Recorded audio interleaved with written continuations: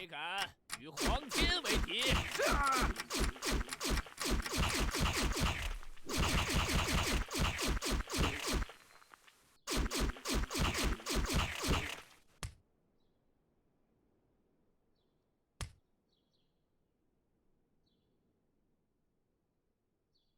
使我一道闪电！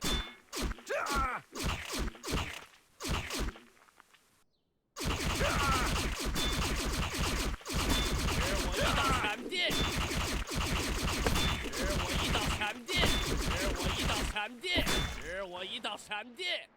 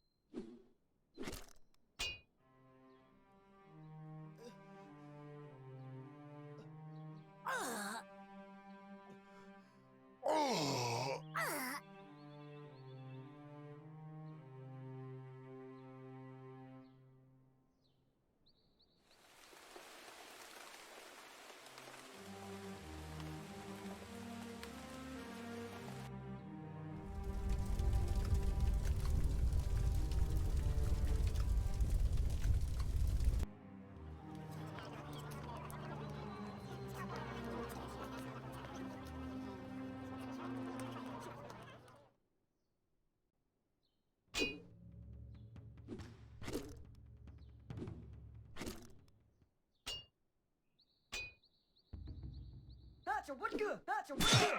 That's it in playthrough. That's it in playthrough. That's a what good. That's a what good.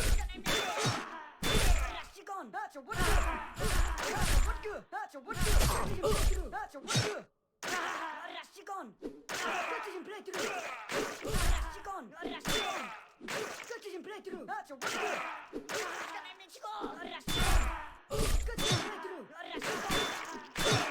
Gone. That's a what good. That's a what good. That's it in playthrough. That's a what good. That's a what good. That's it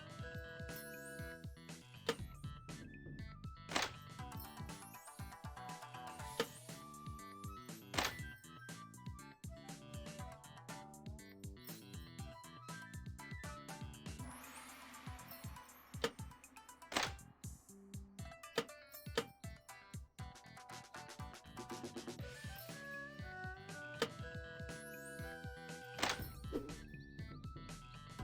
playthrough.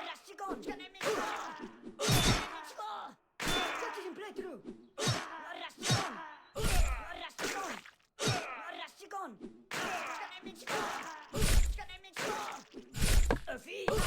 Gone. Gone. Gone. That's a what good.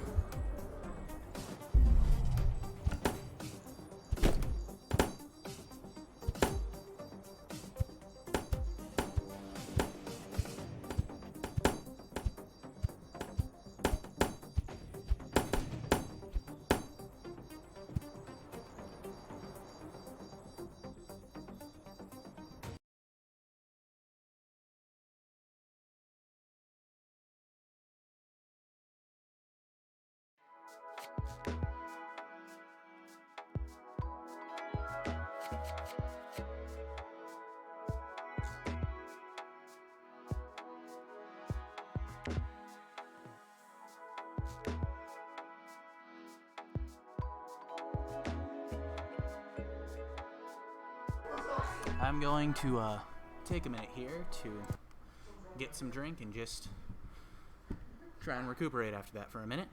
And I'll be right back to talk about my opinions on those 3 games and also a few other things that I have in store. There's a lot to talk about.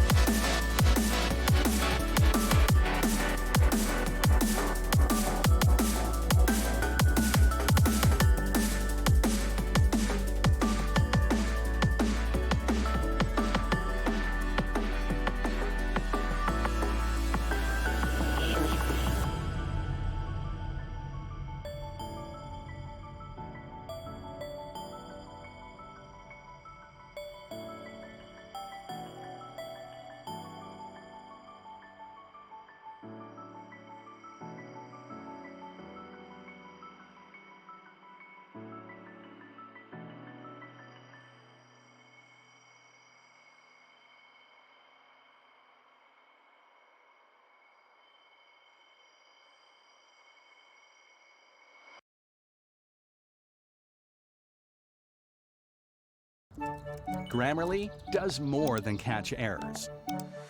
With Grammarly, you can find really good, no, perfect words that make your writing sharp, or explicit, or excellent, or distinctive. As a matter of fact, for what it's worth, Grammarly can, yeah, that's long. We can get rid of that, and this, good, and this, or how about this? Yep. Grammarly helps you be concise. If your tone might make someone feel like this, Grammarly can remind you. It would help if you soften your tone. And if you need the support, Grammarly encourages you to write confidently. Because the better we all communicate, the better we connect. Grammarly, helping you connect. Go to Grammarly.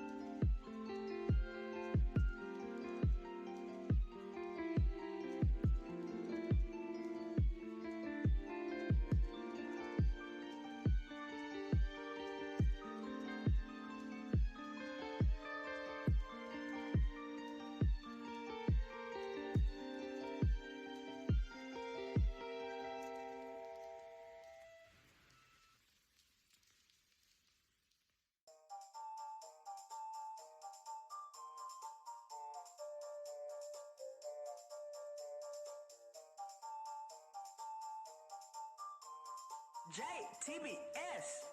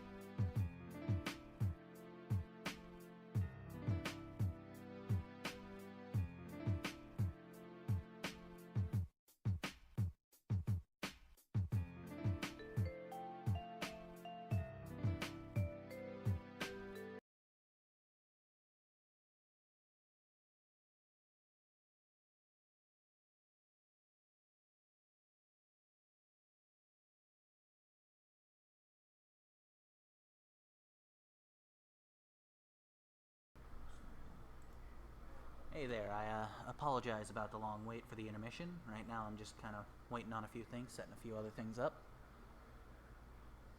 The main part of what I want to get into involves the owner of the arcade, and he's currently tied up with something at the moment, but he should be here soon. Just gonna mess with the audio quality a bit, trying to figure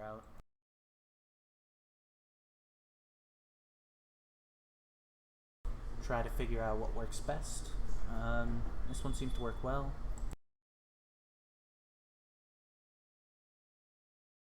Let's test this one though. Okay, this might be the best one. So right now it's just a matter of waiting at the moment, but otherwise we're pretty much ready. There's going to be a few things that I'm going to want to talk about, and one big thing involves the owner of the arcade. We'll get into all of that once we're fully ready.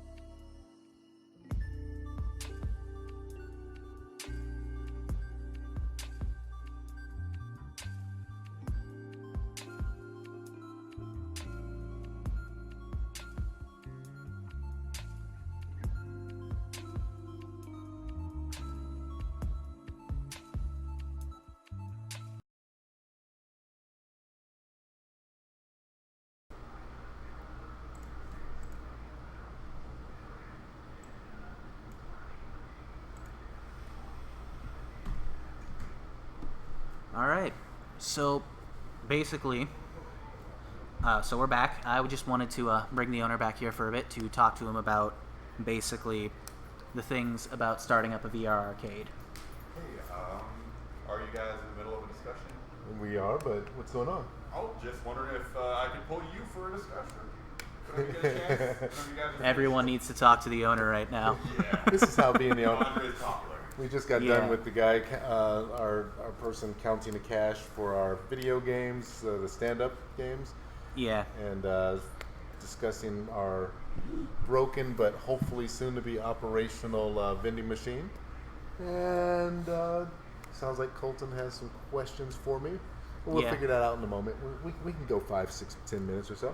Right. All right. So basically, I just kind of wanted to talk to you about I wanted to get basically your voice out there on the troubles with starting and running a VR arcade, because I know there are plenty. This is going to be a multi-part, and we're going to do this one with a camera and go through it. So for those of you listening right now, you may hear some repeats of things, but let's go into like probably the largest issue at hand is the software. Right. I would say the hardware, but the hardware there are some issues there to discuss, but really the software is the big one. Both the cost, availability, and ease of use. There are some really good programs out there, and to run your back end that pretty much do a lot of it. Our experience so far, we're not going to name any names, but has not been the absolute best. But then putting together multiple third-party software to run everything from booking to reservations to your membership base, operating and turning the games on and off. It sucks trying to cobble everything together. So having a solid solution on that is great, but we didn't find one that we liked, and then once we got used to a lower cost method, we're sticking with it because right now we're still in the build phase. We don't have enough people coming through the door. So to stick to the woes of the arcade, we won't go into marketing. We'll forego that. We won't talk about hardware right now. We'll forego that. We'll just talk about, and we won't talk about the utility costs or the actual hard cost of owning the location. Right. Let's just focus on software. Right. There's some great options out there to manage the back end. Our experience with them wasn't the greatest. And when I say that, our experience was we didn't have it properly loaded right and set up right. Maybe the systems were, I know one of the programs we were using was in the middle of a massive update. It may be in a lot better of a position now, but at the time we had it, our systems were crashing left and right. Yeah. To the point where there were times we would have 5 to 6 people playing, and 4 to 5 of the systems would not run. And when that happens, it got to the point where it was 1 employee for every 2 customers to give them a good experience. That doesn't really work out to a cost-effective business. No. And that was all tied to software. And the fix was to start going direct to Steam, which was great, but a lot of our stuff wasn't licensed properly. So we were in a very rough position. We ended up being able to secure some licenses for some of the pay-per-minute games through one of the companies. However, we had to keep remnants of their software on the computers, which immediately conflicted with other software, which immediately put us back in the same situation. So, bottom line, figuring the software out is key, and if the software isn't working, you will have multiple bad days, which is Right. what we had. You know, that whole no bad day thing in San Diego, not true. We had great days when we were able to close the doors and lay down on the floor and go, oh God, we lived another day, because it was rough. We survived. Survive! Not the game this time, real life. So, I have no idea what that sign says. Stream in progress. Stream in progress. But don't cross the streams because we know what happens there. Yeah, that's why they're running parallel to each other. Parallel streams. So somehow that doesn't make it any nicer. That kind of makes it worse. Hey, I was just stream over there, Mike. My stream's good. How about you? Powerful. Unlimited power. Oh goodness. I'm trying. Yeah. So software. So what we've done is we've cobbled together Viveport Arcade, which has really been pretty darn stable. Right. It's been wonderful so far, honestly. In truth, we have lost a lot of functionality, but Viveport does the bare bones amazingly well. And the flow that it takes us through is awesome. Now, when we use some of the other ones, they had the reservation system in it. Nice. So being able to schedule. I really enjoyed the fact that some of the higher end programs from the back end allowed us to go into the computer, talk to the person, and help put them in games or pull them out of games. Bar none, amazing to be able to do that. Viveport doesn't have that functionality built into it. I can't go in and shut a game off and start a game for a person, but it's fairly simple enough that once we walk them through once, maybe twice on the controls, they don't ever come back. They're just like, okay, yeah, whatever, dude. I'm going to the menu, got a new game. Oh, that's an awesome game right there. Super hot, loving it. And yeah. Go away and just let me know how much time I have.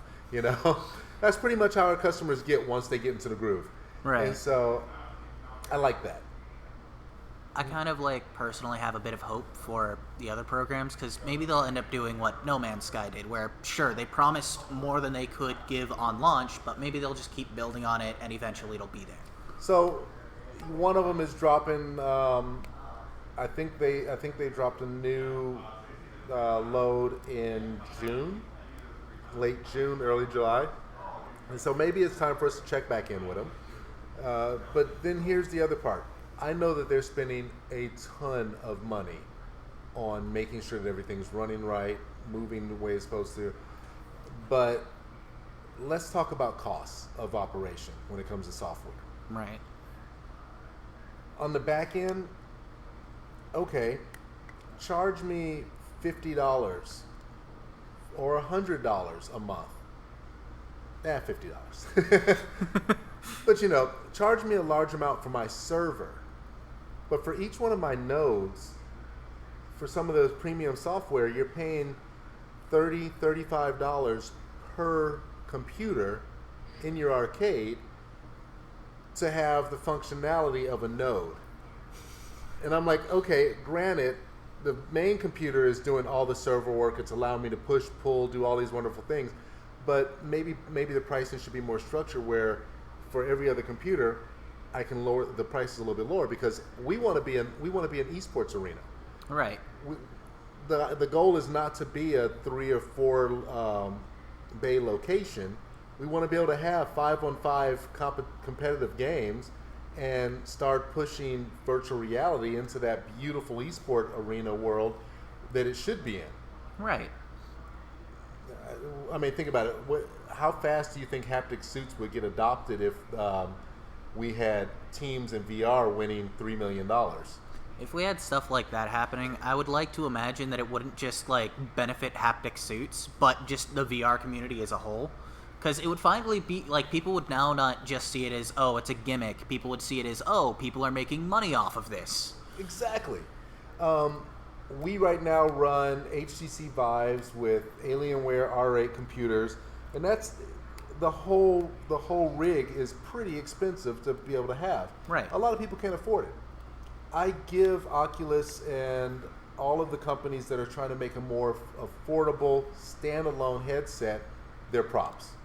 And honestly, you'll probably see a Facebook of me gushing about using the Quest. I tried it out. I was, how should we say, I poo-pooed on it a little bit. I'm like, standalone can't be that great. In truth, I was surprised. And for that price point, Why the hell not? Right, and as I'm sure you and pretty much everyone else who's come to this arcade can attest to, I am personally not a huge fan of Oculus. Yeah. I never have been because of bad experiences with them in the past, but the Quest, I tried it and I liked it. Yeah. I'll admit, it's really solid. It's good. I mean, there's some questions I have about it, reliability and things along those lines, but from what I've been reading up on, I haven't found any real bad reviews. It's not like the sweat issue we have with the HTC, which sucks. I mean, the HTC can take a drop, it can take a hit. Its reliability is solid. And for some reason, a couple drops of sweat take it down like a champ. So we're in the middle of actually doing some RMAs on 3 or 4 systems because they stopped working. We have one wireless headset that just tanked. We're not sure. We actually have no understanding why that one happened. But the Oculus, I had read a number of stories of them breaking easy from, drops or being hit. I talked to a number of arcade owners, and they're like, "No, yeah, there's some aspects about the Oculus that are really nice, but overall, can't do it." Well, now there's the Quest. The freedom of movement was great. I didn't really get, and I feel like I'm like, schlonging on the Quest right now. It's not the deal. I actually like good hardware and software. Right. So if I find something that works, I'm going to yell it out to the clouds. And if I find something that doesn't, I'll let you know on the side. Bottom line is the Quest actually is a really decent system. I can't see myself bringing it into an arcade right now because, unfortunately, it's not multiplayer out of the box. Hey, Oculus, Zuckerberg, what the heck? Honestly, one of the best solutions, and it's not multiplayer. Right? I probably would go and buy 5 systems or 6 systems and start running some of the games we want to do multiplayer games with. But one, it doesn't connect to Steam, so some of the games that we want to play with, I don't even know if they're available, or we have to get a mod to make it work with Steam. Right, that's like something I don't like. How does the Quest work with like the games? Do you just like download them directly into the Quest? Like you've got to download them onto like. You got to download them. That's why you got a 32 or a 64 gig hard drive inside of it. I think I saw 128 on Amazon as well for it. Nice. I haven't seen that, so more research. You can connect it to Steam, and you can actually plug it into a battery headset. So you can actually use a USB-C from what I understand. I haven't tested it, so I'm only going off of hearsay and reading, but supposedly it works. But on the software side, this brings me to the point. We have all the different platforms fighting for new, to be the new king of the hill. Steam has been great. Epic is offering some great deals and price structures for developers, but I haven't seen them reach out to the arcade owners on the commercial side. Right. Explain to me this. How can I buy certain games, and I'm going to be nice. I'm not going to name games right now. I'm just going to talk about the basic of pricing. There are some games that will sell for $14.99 retail. Right. And yet I have to pay $79.99 per system I want to license it for. And per month as well. And per a lot month. of them. Now, developers, if you're listening, I want you to understand something. My little store only being open for a couple of months, I have garnered up to 44% open rate on my newsletters because the people are so curious about new information with the arcade. I have had at least 3, if not 4 systems bought where people have gone out and bought Computer, Vive, Valve Index, and I know at least one person has bought an Oculus Go, all because of their experiences in the arcade. They were curious. They weren't going to buy these things until they had a chance to fully experience it. And where did they experience it at? Here. In an arcade. Right. And guess which games they bought? They bought the games that we introduced them to. Some of those games we didn't introduce because they were too expensive. And they asked me, how is this game? What do you think of this game? And I said, you know what? I can't tell you because we don't play it here. However, retail it's really cheap, so why don't you just go buy it? He's like, man, you should have this game here. Something about well, we won't go there. I won't go there. Cuts and jobs and things along those lines. But you know, it's $79 a pop. As much as the kids and the parents like it, and as well as it would work in a team building exercise, I'm not going to pay that price. Right. Now, then there's other games where I'll gladly pay $25 a month per System 4.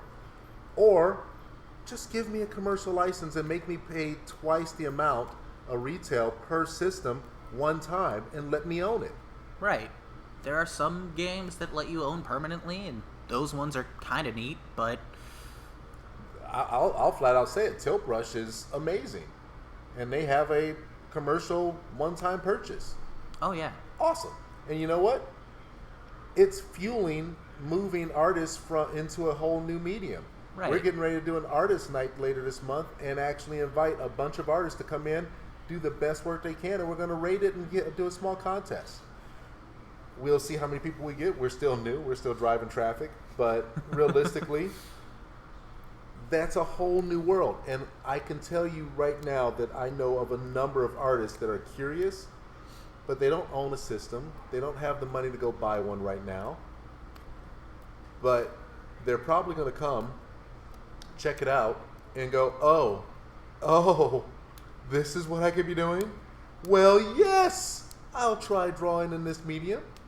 Right, and we actually have a semi-regular here.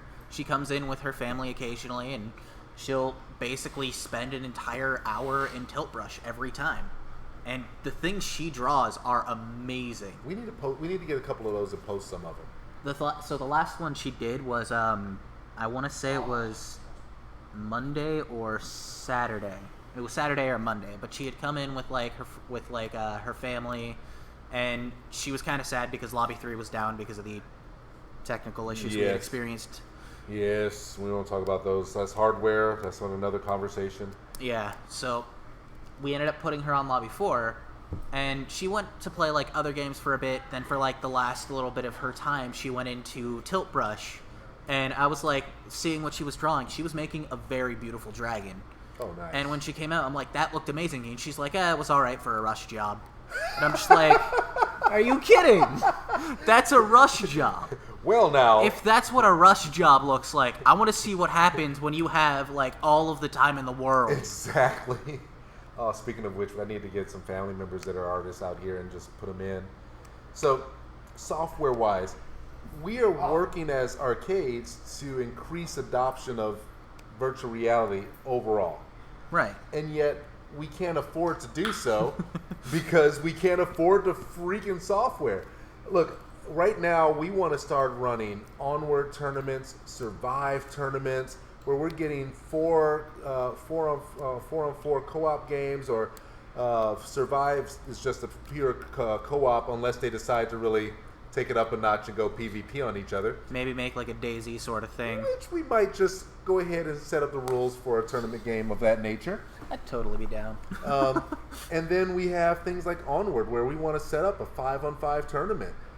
Elven Assassin, we can do the PvP mode in there. But we got to make sure that the cost makes sense. Now, the games I'm mentioning, their costs in my mind are mostly in line with being able to set up 20 systems inside of an arcade and getting 4 teams of 5 rocking it, or 5 teams of 4 rocking it, and having that bracket system and having that overhead camera checking it out and us switching everything. It's the next step, and we can't afford it because developers, hear us. If your pricing is too high, we can't pay for 20 systems and still turn a profit. The thing is, I really don't feel like we can just blame developers on that, though. No. Because oftentimes... Look at you being nice. I'm sorry. I have to try and be like a nice person sometimes. But sometimes it's not even just the developer's fault. Sometimes it's the publisher's fault. Yes. And so, as a small cog in the wheel, this is me as an arcade owner reaching out and saying, hey, let's look at the true overall picture of this.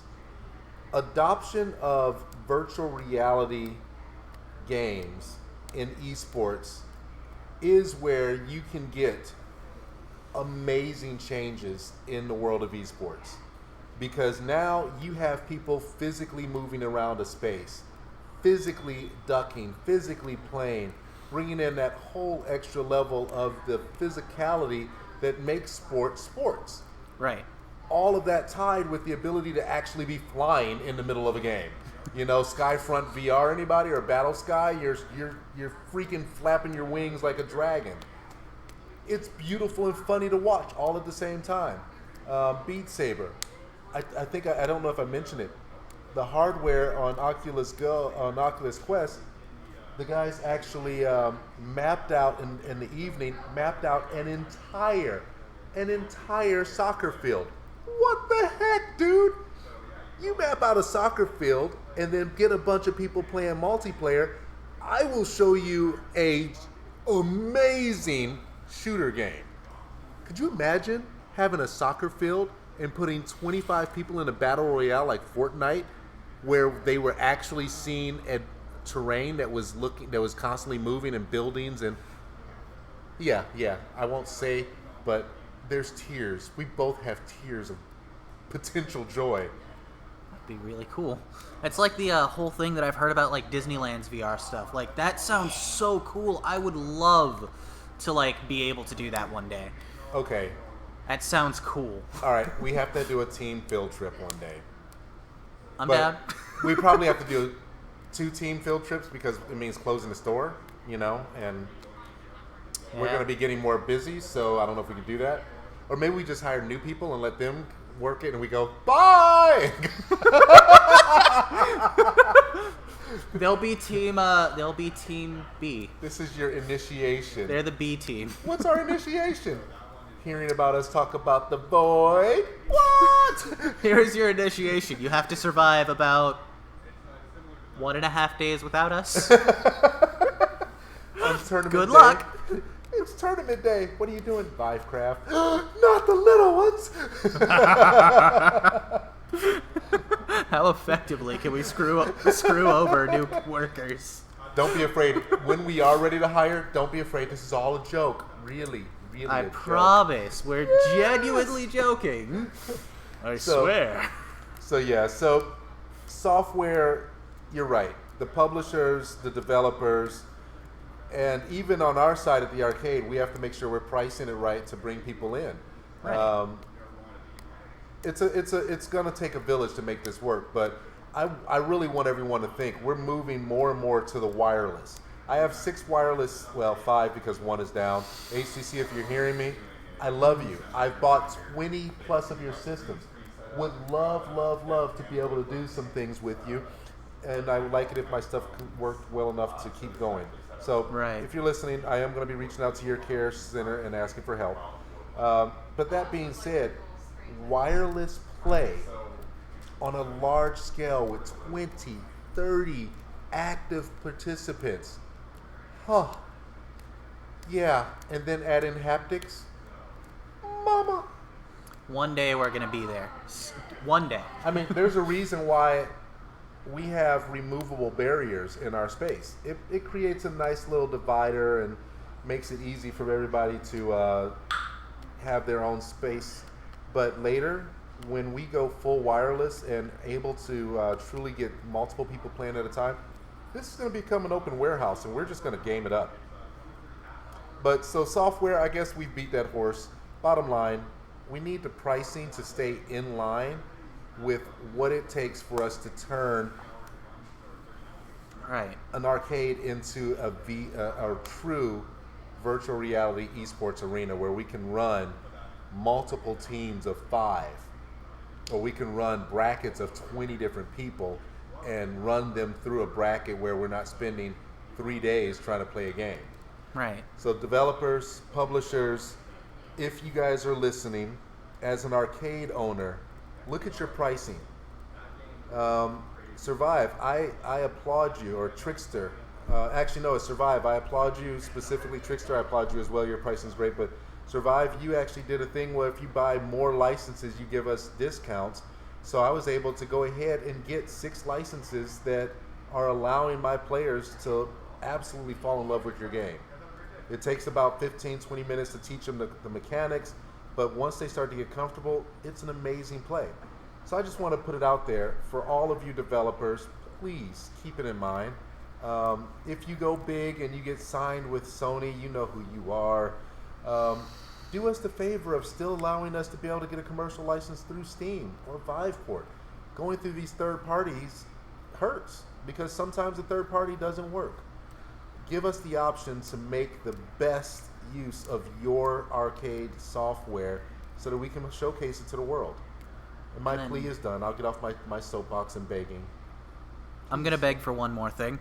Please do. So I'm personally a huge fan of horror games, and I'm excited about October. But there's this one game that I'm really begging for a commercial license for that a lot of other customers have asked about, and does it start with, if I put up my hand like this, am I counting off the right number? Are the right number of digits showing? Yeah, it's Five Nights at Freddy's Help Wanted is something that I would love to have in this arcade. And I know that there are customers out there. Well, if you're going to throw that out there, I'm going to put my request out. First of all, let us say it together on the count of 3. Please. Wait. We'll say, please, Five Nights at Freddy's. Oh. All right. Ready? 1, 2, 3. Please, Five Nights at Freddy's. Come and play with us. Come and play with us, Timmy. Forever and ever and ever. The game just never ends. It's like Silent Hill. You just keep coming back again. That's what she said. I'm sorry. There's something about slower, I think she said. But no. Something about slower? I was happy with 4.5 seconds. But anyway. You're assuming Peter knows decimals. 4 seconds. That's much better. So my request here is this. And I know this is probably not going to happen. We're probably going to have to develop it ourselves. I think we're going to have to make this happen. But a mashup of Sneaky Bears, because I freaking love Sneaky Bears, but the bears are not nearly horrific enough. I'm disappointed in that because, like, the title card makes it seem like it's gonna be a scary game, but then you go in and it's adorable. I don't mind the adorable squeaks. I don't mind the Nerf guns. In fact, I freaking love using, the Nerf gun action inside of there. But can we please? And I know it's not Nerf; it's just dart guns. I like it though. Can we get a little activity between a little mashup between Sneaky Bears and a little bit of Five Nights at Freddy type of bears? Oh my god! Because I would love to shoot some of those Five Nights at Freddy bears right in the face. Oh, Foxy, I'm sorry, but the one that I want to shoot in the face most with a double-barrel shotgun filled with 12-gauge Dragon's Breath is probably Foxy. I want to shoot tricks to throw out anyway. I want to shoot him in the freaking face so badly sometimes. I'm there with you. So I'm just saying, developers come together, fight together. Don't hate against each other. Bring it together and bring us a Sneaky Bear, Five Nights at Freddy type of bear shoot 'em up of joy. Make love, not war. Yeah, exactly. With a shotgun in the face. But anyway, that was my plea and request. All right. Yeah. Makes sense. Oh, all right. Well, if we're throwing shout outs, should I put out this one? Hey, Dude Perfect, guys. Oh. I want to see what you can do with some archery and Elven Assassin. I want to see just how Dude Perfect you can be. I mean, I got a couple of games for you, but I just want to see what you can do jumping off of the side of a wall as a cyber ninja. And forget shooting with the gun. I want to see a bow shot mid-air to a samurai face. I'm putting it out there. I don't think you can do it. But I got the place. I've got the time. Sounds like a challenge. And I'll put the challenge out there. I got about 6 or 7 games for you. You know what? What will we do for them though if they win? That's the question now. What would we do for them if they win? If they accept this challenge, come in and beat our challenge. So the challenge, we have to lay out the challenge then. Are we saying a double jump a run across the wall? Either you have to take the shot while running or jumping off of the wall. No slow-mo use. Not you cannot be in slow-mo when you Can't take a use shot. the slow-mo on the shot and get a headshot. Are we putting that down in Sorrento? Yeah, you know what? I say we do. Okay. But Then what do we give them? I mean, do we take one of the busted headsets, gold-plated, and, with some spray-painted aluminum foil? A little Reynolds wrap there, spray-painted in gold, and then wrap one of the headsets in it? And we'll then just give them tinfoil hats. Make it a paper mache and hand that over. I personally would be down for that. A paper mache, spray-painted gold, with a Lucha Libre belt. I personally would take that as a marvelous trophy that I would put on my mantle. What say you? People listening to us, what say you? Yeah, you know what? We've got this on like Facebook, YouTube, Twitch. Just give us ideas on what we can give them, what we can do for them if they beat our challenge. You know what? For when they beat our challenge, because I have faith in them. I believe they can do it. They have done some things that have made me literally sit there and rewind over 30 times going, bullcrap. Going, no way. That's got to be edited. I couldn't find a CG editor in it. And if you guys are CG editing, you need to go work with Marvel because they've got some good stuff. But yours, well, okay, Marvel's awesome. Go work with DC. They need your help. DC. Sorry. DC could use the handout. I tried. I couldn't resist. So yeah, next time we got to figure out what actor we want to come down here and play with us. I mean, we got Mark Christopher Lawrence coming in. He's going to do an interview. We got to see if we can put him into a horror game while he's here. You know what? I've got one. So I've got a couple in mind. Specifically, there's one I would love to see him go into because who doesn't love creepy little dolls in a creepy little house? True. We can put him into Emily Wants to Play and give him... No, here's the thing. We don't give him any warnings for how to survive against the dolls. So we just put him in and leave him there. I don't know if he'd ever come back. Now, considering his time as Big Mike, we might have to put him in job cuts or budget cuts. Oh, budget cuts. That one's a lot of fun. That would be hilarious. Or, wait. He was tone deaf. We could put him into one of the games. I forget the name of the game where you have to do the mixing and have him. Oh, that could. There's so much. Big Mike, Mark. You've got to come play. You're gonna do the interview, but you've got to take a little time. We got to get a little time of you playing. We gotta let him play. All right. Well, I know that the manager came over and said, "Could I be borrowed for a bit?" And yeah, you should probably get on that. Like you guys run the business anyway. I'm just like a mouthpiece. I just sit here and talk on the mic. But okay. I do want to play Also some Fox vibing. VR later. But sure. And I may just have to pull up my Steam account and play a little Space Pirate. Oh, Space Pirate Trainer. I was thinking No Man's Sky at first, but that works too, I guess. No Man's Sky is awesome, but I have to play that a little bit more. It's a bit of a slow play. Well, yeah, it's interesting though. What do you expect from No Man's Sky, though? I mean, it killed me in the first freaking 5 minutes. I couldn't find sodium, and I hadn't figured out how to use the flipping controllers well enough yet, and I died. I don't know if you've watched Dragon Ball at all or Dragon Ball Z at all, but I basically found Planet Namek in No Man's Sky. I named it Planet Namek, and it was a very hostile territory, though. Everything wanted me dead. The animals on my planet were really nice. My Crash planet, very nice. The toxic rain sucks. My suit has to constantly be redone. That's when you hide in your ship. Yeah, well, yeah. Or in a cave. But I have to fix the ship. I haven't found a cave yet. I was going to carve one out, but my gun isn't strong enough. See, but that's the thing. Even if your ship is broken, you can still hide in your ship because the cockpit still works. All right. Okay, I'm coming over there. I'm getting ready to go over there. All right. I think this means that we're going to have to do a No Man's Sky stream later. Right. And kind of just talk about the joys of trying to survive. And then we'll go to creative mode. Okay. All right. Busting out. Thank Love you. you guys. Excellent. Has control provided by. That's horrible. Owner over here being a ninja for no reason. Alright, give me a minute to just set up a little bit. Alright, so that was... I figured we should get some of our woes out for all of this stuff because it is, in my opinion at least, stuff that kind of needs to be out there. We need more people to be aware.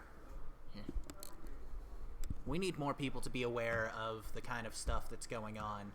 And in the meantime, though, I want to move on to the next topics, which is pretty much just news for VR and just gaming as a whole.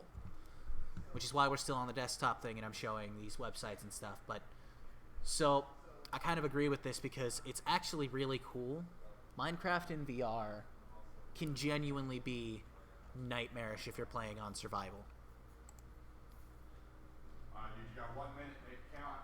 Because the thing about survival is everything is to scale, so creepers are just that much more terrifying. And this kind of brings to light that whole idea. Because it's talking about this one dude who was playing it. I guess Wayne Radio TV was playing VR Minecraft, and he got chased into a cave by a creeper and basically had to try and make a final stand. Moments like that are terrifying. And it's a fun game, don't get me wrong. I love Minecraft in VR. It's a lot of fun, and I'm probably going to spend a lot of time playing it, but it can be terrifying in survival. Hence why I play in creative most of the time. But let's see, what is this? Another thing was, there's a VR Go Mini, which is a controller that you sit on, I guess. Why? So it's like a balance board. It's kind of, okay.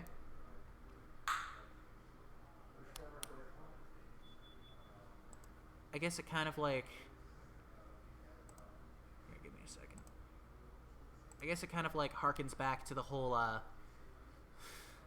almost hate saying this because I know I'm going to get a lot of flack for it, but a lot of stuff for VR kind of reminds me of stuff that the Wii had done, except a million times improved. Like the whole Wii balance board. Like, who remembers that? That was actually a pretty decent thing that existed. But this kind of seems like it's sort of like that, where you use, like, your balance to control it to, like, move around and everything. That's kind of cool. I guess it's one of those things that needs to, like, you need to adjust to, though. So let's see, what's going on with Stormland, which is... So, Insomniac is dipping their toes into VR. And I'm sure a lot of people who are watching know who Insomniac are.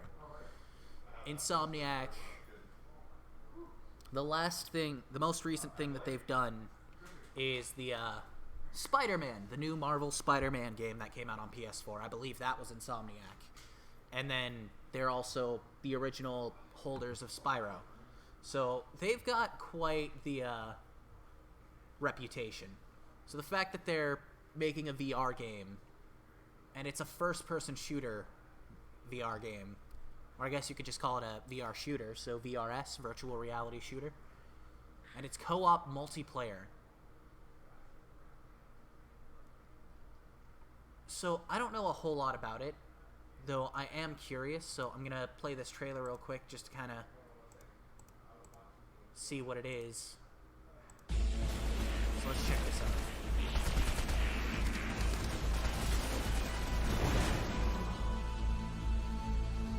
Prepare to reclaim your world as you journey through mysterious ruins atop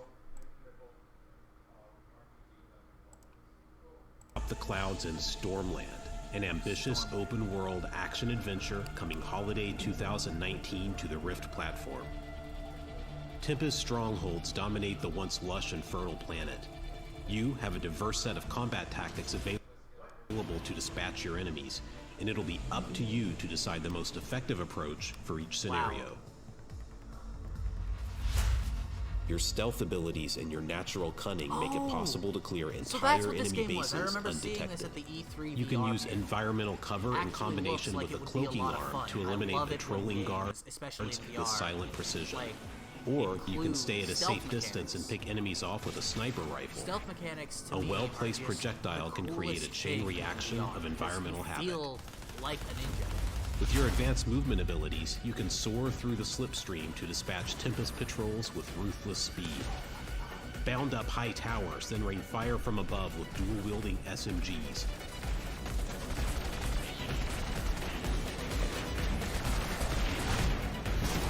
Okay, that looks cool, actually. So, Stormland actually looks like it'll be a really decent game. That actually kind of seems exciting. So it's a VR shooter with stealth mechanics, and it can be okay, that's really cool. I wonder if it has, like... I wonder if it has randomized guns, sort of like Borderlands does, where the guns have randomized stats, and they have a chance of, like, loading up with this kind of build or that kind of build. The HUD looks beautiful. It kind of reminds me of Halo in a way, actually.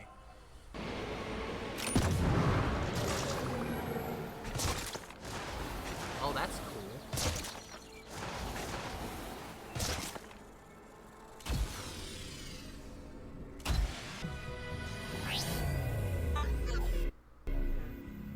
Alright.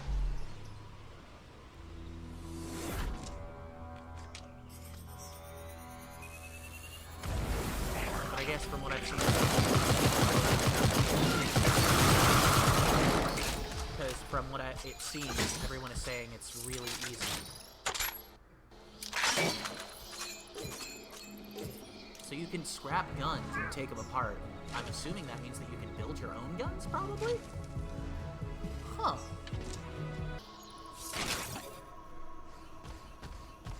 That actually seems kind of cool. You're near Tempest Stronghold. Look for the tall metal spire. Oh, that scope is actually kind of cool. Kind of reminds me of the same game. Yeah, no, it's supposed to be like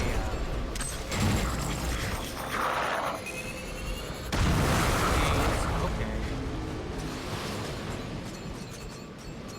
Alloy. So yeah, there's probably some kind of crafting elements, unless alloy is like the...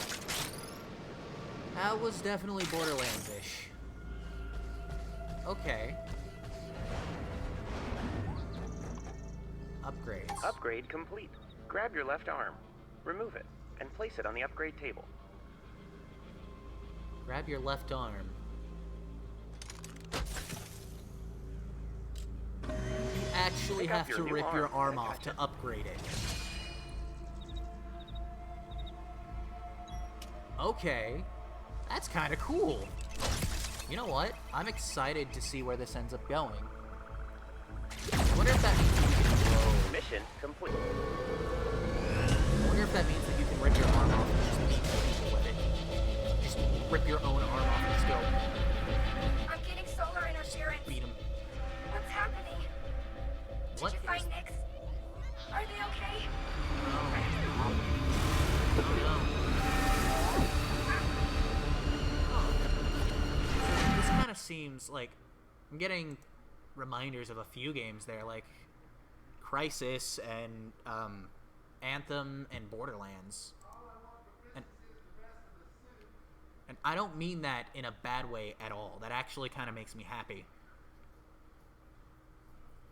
As for this, The Wizard's Dark Times is a single-player VR game. So what it is it's basically a standalone DLC to a already existing VR game called The Wizards, which is one of my favorite VR games. You use basically hand gestures to use the different spells. I wonder if this... Oh, this looks like it's adding new spells too. That's cool. So those were like swords that I saw. Alright, let's see what this is. Trespass into my land. Huh, so the shield's in the right hand. My friend, And the left hand. you So find you your can... way into such interesting times. Okay. Welcome to the Forsaken Wood. Would you care to investigate some evil forces with me?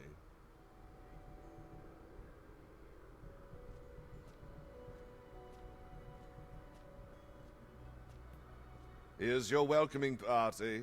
These have been terrorizing this part of the Primal World for a little over a year now.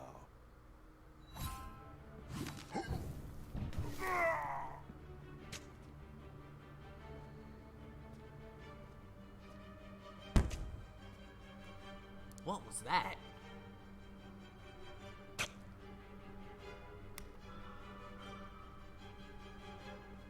Okay.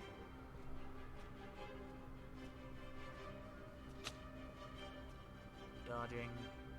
So these aren't like the orcs that I was used to seeing. So that's the frostbow. I do like the change in graphics. The change in graphics is really nice. So the frostbow freezes them.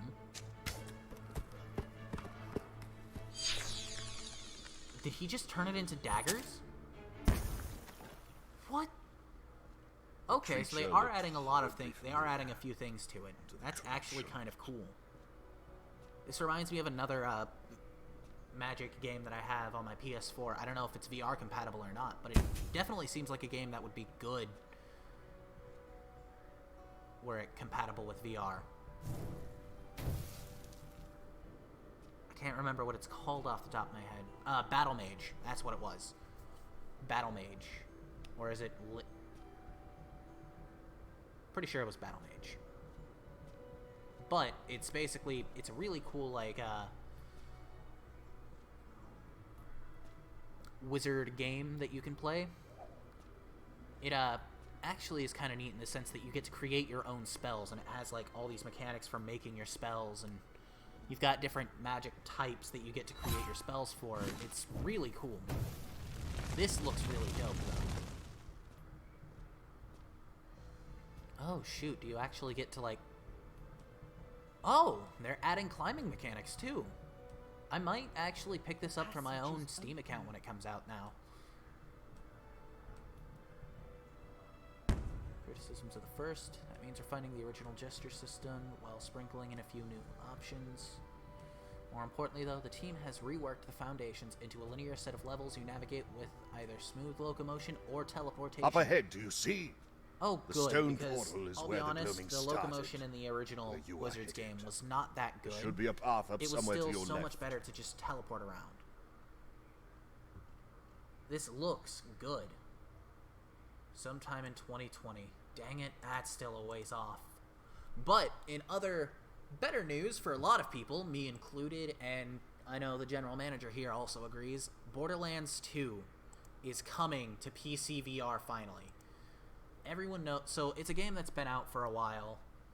It's been on PSVR for quite some time, but it's finally getting a PC release. Fortunately. So, look forward to that. And then what was this? Oh, Alt Space VR is finally coming to Oculus Quest come the 12th. So that's great. That's great. It means that there is finally going to be a multiplayer game for the Oculus Quest, which is what the owner was just talking about too.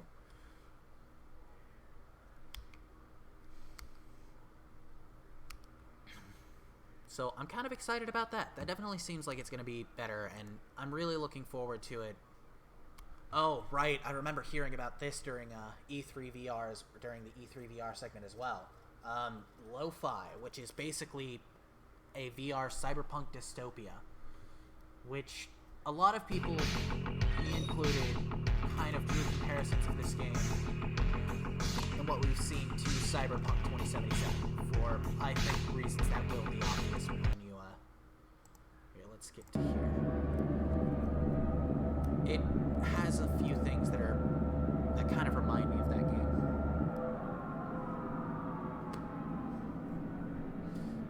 It looks good, though, and I really want to see it because I do love this kind of thing, and I would love to see more of this kind of thing in VR. Just, like, not really games, but, like, experiences.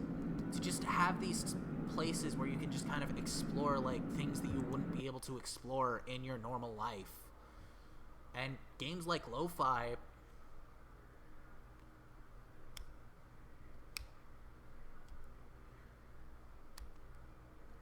just seem like it's that kind of thing.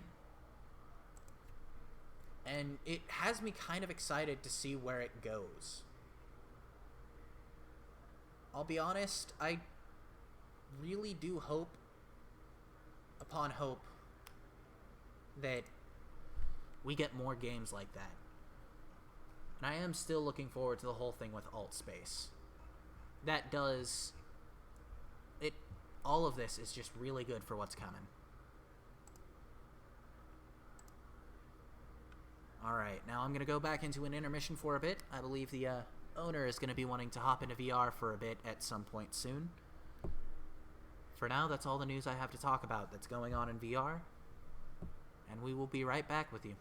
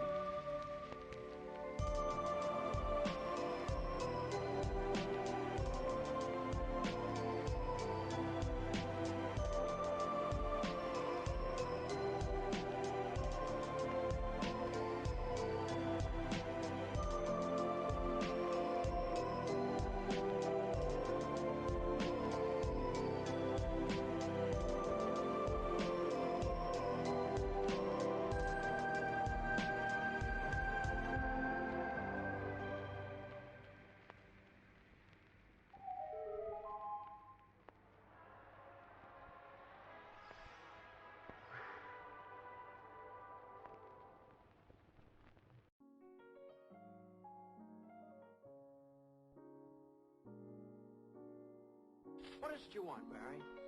What do you want? You want the moon? Just say the word and I'll throw a lasso around and pull him down. Yeah.